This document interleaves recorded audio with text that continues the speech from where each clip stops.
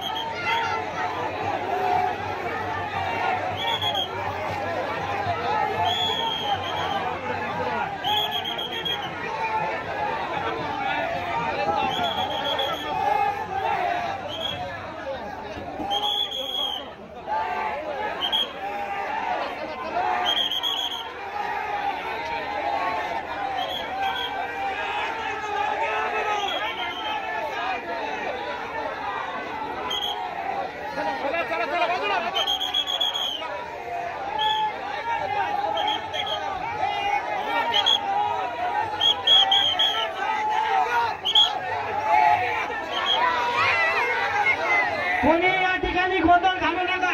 तुमचं काय म्हणणं आहे शांततेच्या माध्यमातून? आता मला एकच सांगायचंय की या राज्यात जे चाललंय त्याच्यामध्ये माझा दोष काय? माझा दोष काय?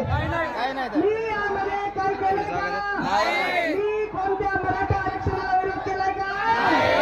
मी कुणाला आरक्षणाचं घातलंय का? मी मागासलेल्या समाजात जन्म घेतला हा माझा दोष आहे?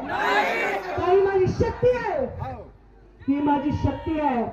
तुम्ही जर असं मागास असलेल्या समाजातल्या लोकांना जर असं वागवणार असाल तर छत्रपती शिवरायांचे मान शर्मेने खाली झाल्याशिवाय राहणार नाही, हे राहणार नाही। त्यामुळे आज तुम्ही सर्वजण बिलकुल या गोष्टींना याचा फार मोठे पडसाद राज्यभर उमटतील, नुसत्या राज्यात नाही जिल्ह्यातही उमटतील आणि ते रोखायचे।